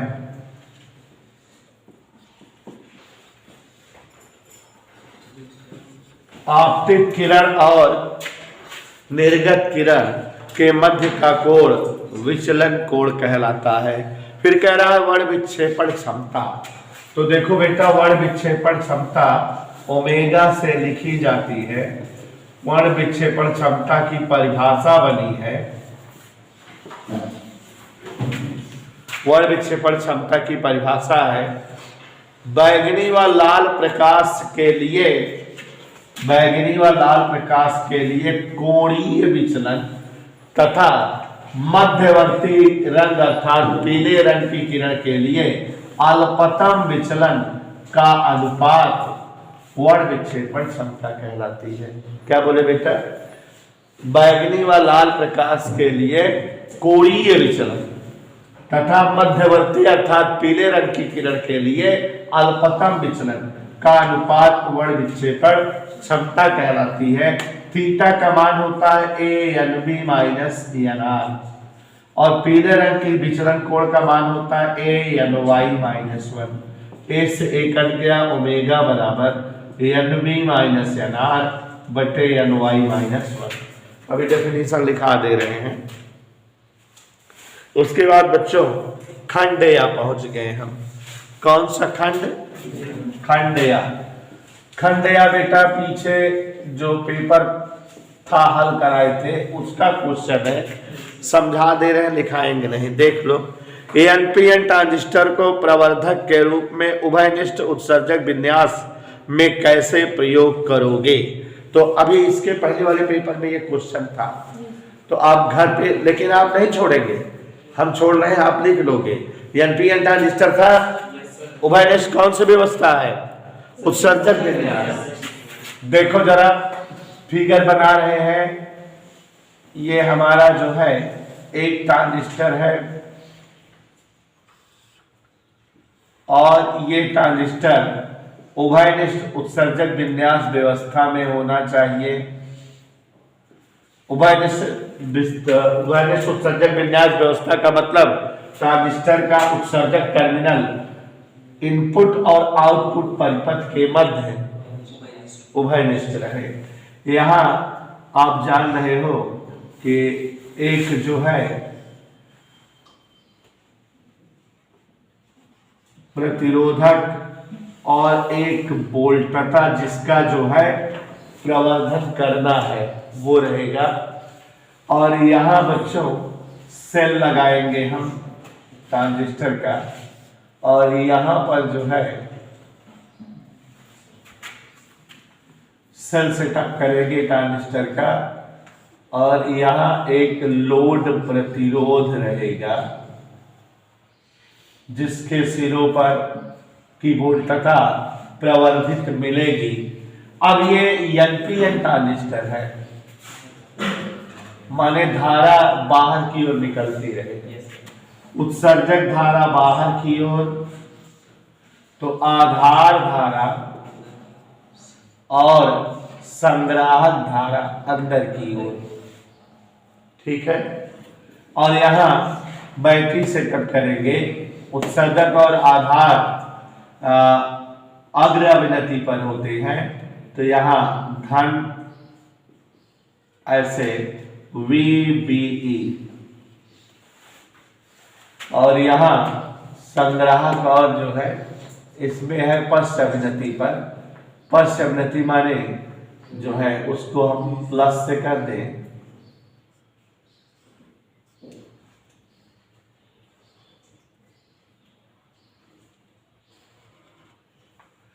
ये CE, ये लोड प्रतिरोध जिसके सिरों पर जो है प्रवर्धित वोल्टता प्राप्त होगी।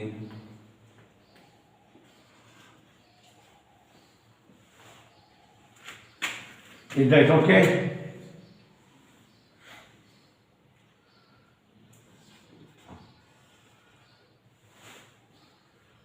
ये ऐसे तो चित्र का वर्णन आप समझिए, समझा दे रहे हैं।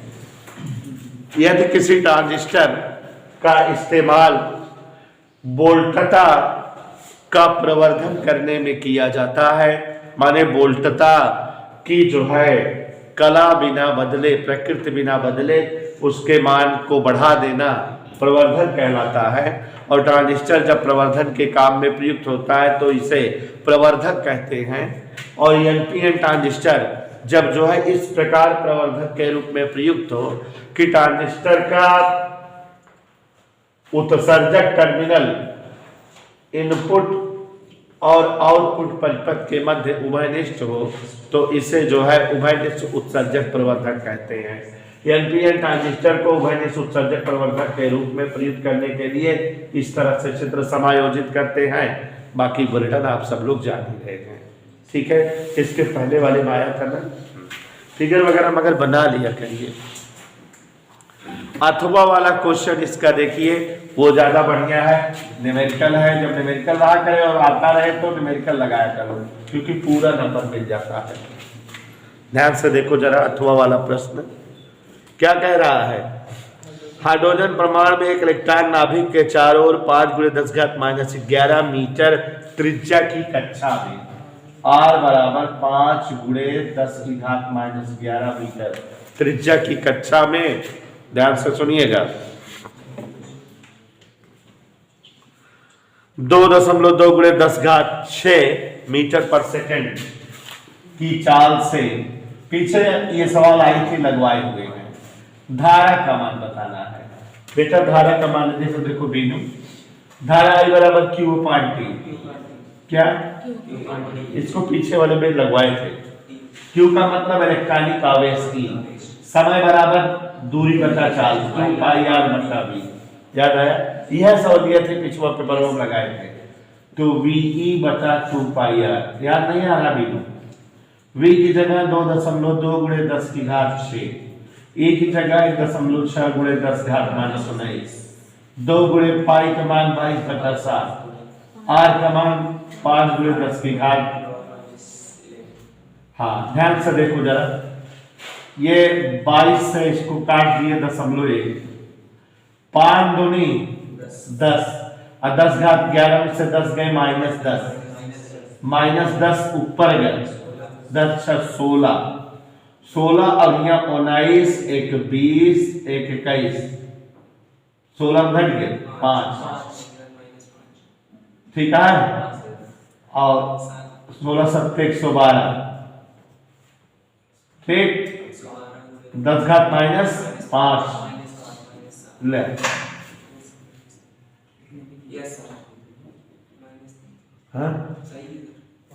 I am okay. तो ये बेटा इस तरह से जो है धारा आ गई। संदीप, प्रश्न नंबर 7 अच्छा प्रश्न है, ध्यान दीजिएगा भाई। प्रकाश के किन्हीं दो स्रोतों के मध्य की 24 सेमी दूरी है। प्रकाश के दो स्रोत कितने दूरी पर है? बहुत टेक्निकल सवाल है। बताओ कि 9 सेमी फोकस दूरी वाले किसी अभिसारी लेंस को कहां रखें ताकि दोनों स्रोतों के प्रतिबिंब एक ही बिंदु पर बने। तो देखिए जरा, प्रश्न नंबर 7 पहुंच गए हैं। ये वाला पेपर देखो, पिछले पेपर की तरह तेज लग रहा है कि नहीं? प्रश्न नंबर 7, एक प्रकाश स्रोत यहां O है और एकवा प्रकाश स्रोत यहां O' है। दोनों कितने दूरी पर है बेटा? 24। कह रहा है कि एक उत्तल लेंस को कहां रखे,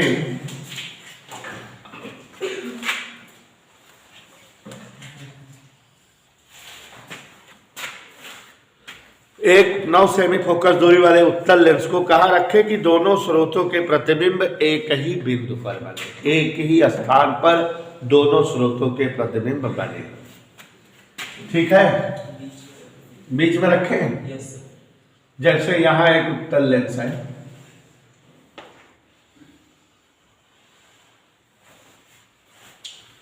इससे किरणें चली, ठीक है, और लेंस से अपवर्तन के पश्चात यहां प्रतिबिंब बनाई। कहा, ये आई डैश, ठीक। ये कौन सी दूरी हुई, यहां से यहां तक वस्तु दूरी, और ये कौन सी दूरी हुई,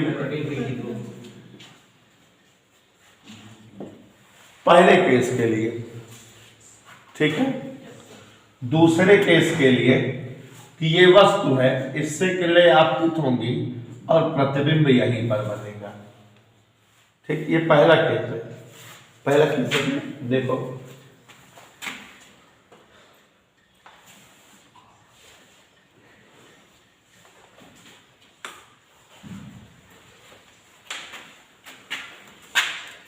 चित्र समझ में आ रहा है। ये वस्तु दूरी है और ये कौन सी दूरी है, प्रतिबिंब दूरी। चलिए, प्रथम स्थिति, ये हमारा लेंस जो है, मान लेते हैं पहले वाले स्रोत से x दूरी पर है। कितनी दूरी पर है, पहले स्रोत से x, तो 1/v माइनस 1/u बराबर 1/f, यही होता है बेटा। पहली स्थिति में ये लेंस है, ये स्रोत है, किरणें आपतित हुई, ये प्रतिबिंब बना, ये समझ में आ रहा है। 1/v प्रतिबिंब की दूरी, ये मालूम नहीं है, 1/v डैश प्रतिबिंब दूरी भी तो नहीं पता है, माइनस u, आपने यह दूरी x माना है, ये आपकी जगह ना हो, इज दैट क्लियर। तो ये 1/v डैश बराबर 1/9 ऋण 1/x, एक समीकरण बन गया। यहां तक समझ में आया। अब दूसरी स्थिति में देखो, दूसरी स्थिति में ये स्रोत है, ये किरण आपतित हो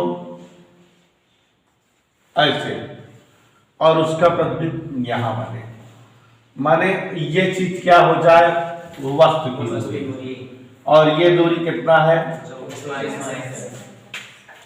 और प्रतिबिंब की दूरी, समझ आया। दूसरी स्थिति, वस्तु दूरी 24 माइनस x, प्लस में उधर है, प्रतिबिंब की दूरी, ये प्रतिबिंब बन गया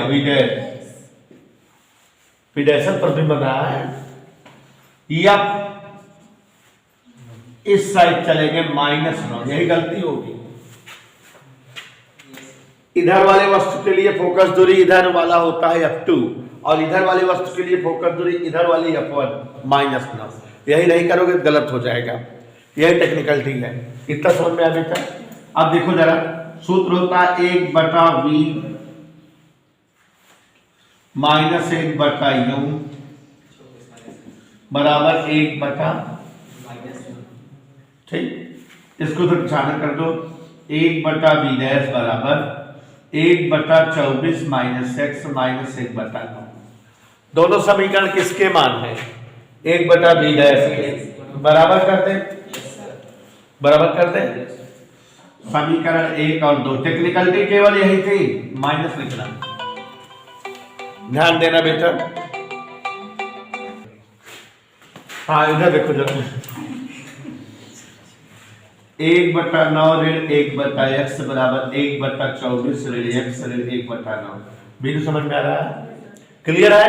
टेक्निकल क्वेश्चन एग्जाम में आ सकता है, तो अब ये 1/9 इधर करेंगे तो क्या हो जाएगा 2/9 और उधर 1/24 ऋण x ऋण 1/x लघुत्तम वगैरह ले हल करें द्विघात समीकरण है वहां लगा दे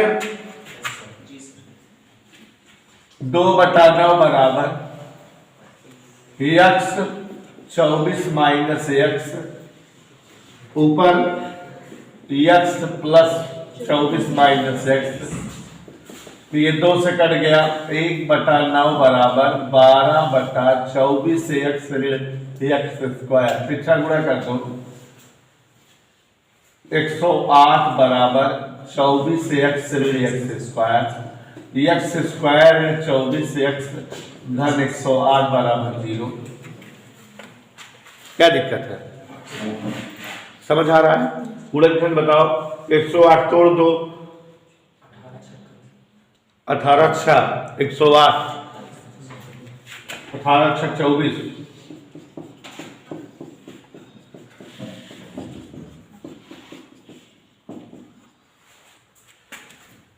तो पहले स्रोत से 6 सेमी की दूरी पर या पहले स्रोत से 18 सेमी की दूरी पर लेंस को रखे जाने पर जो है दोनों स्रोतों का प्रतिबिंब एक ही स्थान पर बनेगा।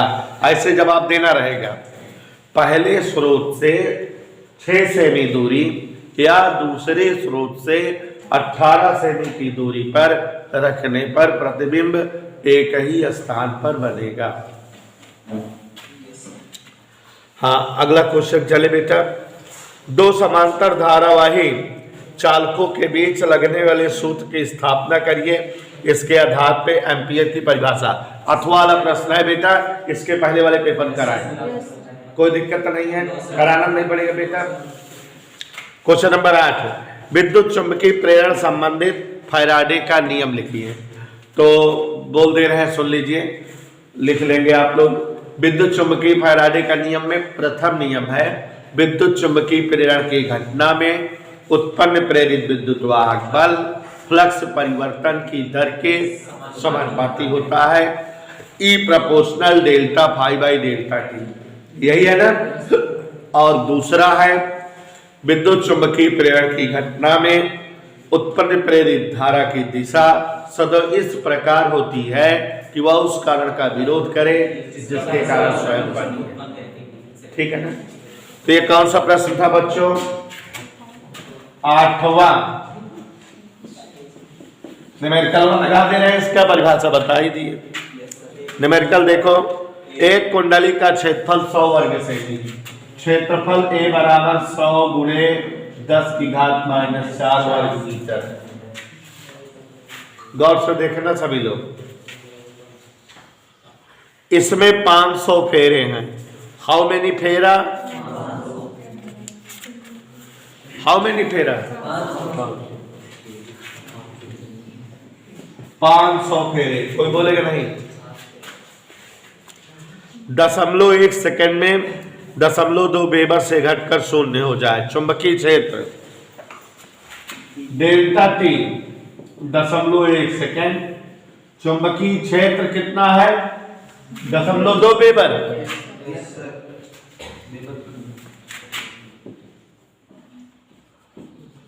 और बाद में जी प्रेरित विद्युत वाहक बल का मान बताओ। किसका मान बताओ बेटा? प्रेरित विद्युत वाहक बल का। इधर देखो जरा, डेल्टा फाई अगर निकालें तो डेल्टा बी इंटू ए,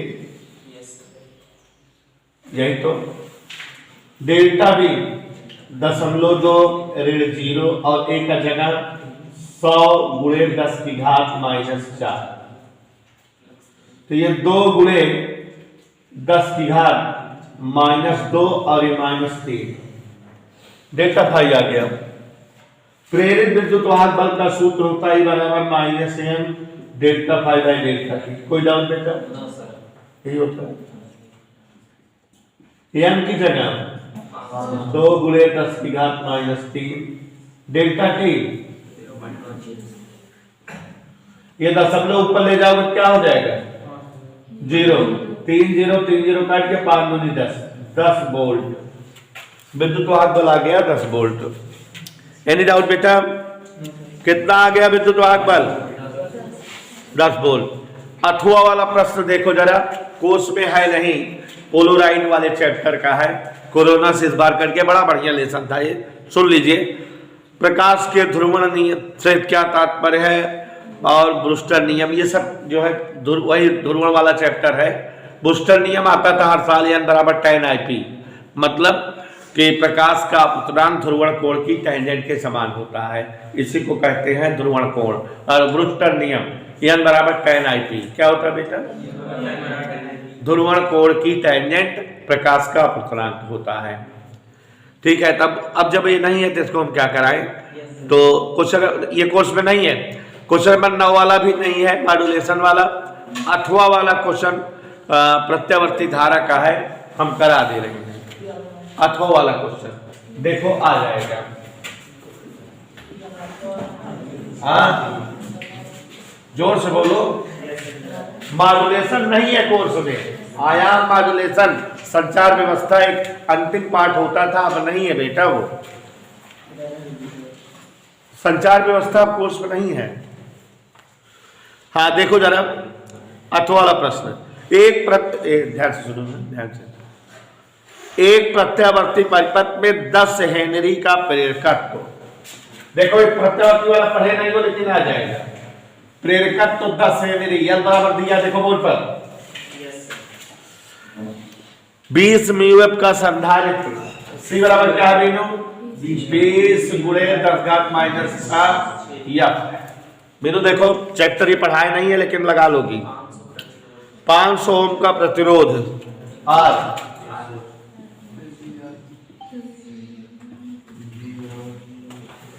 ध्यान देना, इन्हें V बराबर 200 sin 100t की सप्लाई से जोड़ा गया है। V बराबर क्या दिया? 200 sin 100t को V बराबर V0 sin ओमेगा t से तुलना करो, ओमेगा बराबर 100। ठीक है बेटा, बताओ प्रतिबाधा Z, शक्ति गुणांक फाई, धारा मूर्धता के बीच कलांतर, शक्ति गुणांक आसपाई, धारा के बीच कलांतर। चले देखो बेटा, सबसे पहले तो प्रतिबाधा का सूत्र जान लो। प्रतिबाधा माने इस परिपथ का परिणामी प्रतिरोध। L, C और R तीनों है तो इस परिपथ को LCR परिपथ कहते हैं। कौन सा परिपथ? और इसका सूत्र याद कर लो, परिणामी प्रतिरोध का सूत्र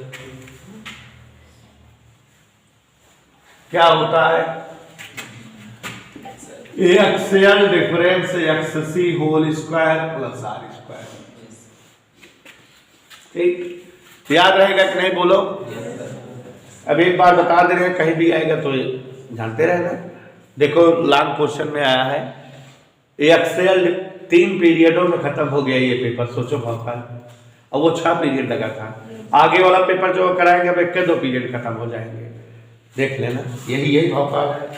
तो XL difference XC whole square plus R square, हमने बताया था ना कि एक पेपर लगवाने में समय लगेगा। तो ध्यान दीजिए जरा, एक्सेल अब आप जान लो बेटा, एक्सेल बराबर ओमेगा L, XC बराबर 1/ओमेगा C। ये चीजें आप सूत्र के रूप में जानते रहो तो कर लोगे। यहाँ एक्सेल क्या है पूछो हमसे? एक्सेल क्या है? प्रेरणी प्रतिघात, माने अगर किसी परिपथ में L हो तो उसका प्रतिरोध, प्रेरणीय प्रतिघात। पूछो XC क्या है? घातीय प्रतिघात। Z क्या? प्रतिबाधा, माने LCR परिपथ का प्रतिरोध। एक्सेल की जगह क्या लिखे बिंदु? ओमेगा L, यहाँ omega C whole square plus R square. माना दो बच्चों, ओमेगा L कहाँ पाओगे? 100 गुणे 100, 100 गुणे 10, डिफरेंस C कितना है?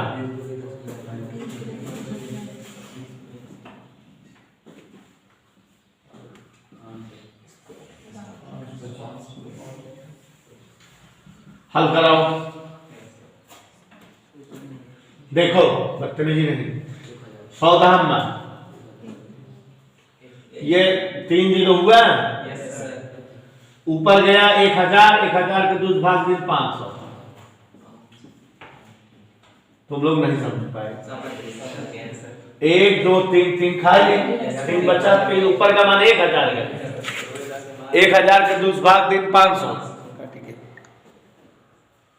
1000 2 भाग दिन कितना आ गया? Is that okay? 1000 में 500 गए, 500 की स्क्वायर है 500 की स्क्वायर माने 500 रूट 2, एक आंसर आ गया। ठीक है, कलांतर जान लो पहले। tan phi बराबर एक्सएल डिफरेंस एक्ससी बटा आर, क्या मान रख दो। हमारा मन है शॉर्टकट रखें।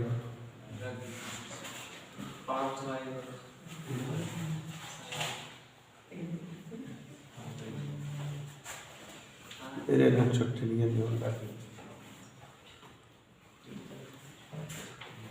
हाँ समझे? देखो एक्सएल ई का हुआ 100 गुणे 10 डिफरेंस 1 बटा 100 गुणे 20 गुणे 10 घात -4 बटे 500। ऊपर वाला भाई हल करे रहे 500 आ रहे, 500 बटे 500 1 फाई बराबर क्या आंसर आ गया? 45 आ गया। क्या क्या उत्तर आ गया हमसे पूछो। आवाज नहीं, हमसे पूछो क्या क्या उत्तर आ गया।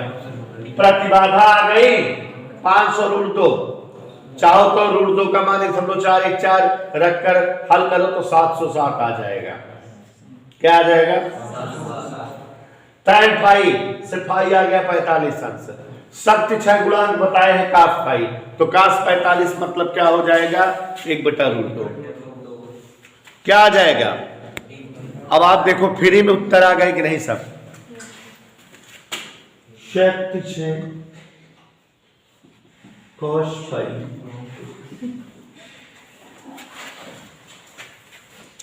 तो आप लोग एक बार देख लीजिए, यही एक सूत्र याद कर लीजिए। एलसीआर परिपथ में चाहे जो परिपथ रहे उसी का सूत्र, जैसे एलआर परिपथ रहे अगर कभी माने सवाल में एल और आर दिया रहे बस सी ना दिया रहे तो सूत्र से सी ना लिखना, बस XL square plus R square. C ना दिया रहे तो सूत्र एल ना दिया रहे तो एल ना लिखना, आर ना दिया रहे तो केवल इतना लिखना। हर परिपथ का सूत्र इसी से आ जाता है, ये व्यापक सूत्र होता है। प्रतिबाधा देखो, ये एक ऐसी सवाल है जिसमें प्रत्यावर्ती धारा के हर सूत्र इस्तेमाल हो गए, इसके अलावा कोई सूत्र नहीं है प्रत्यावर्ती धारा पे।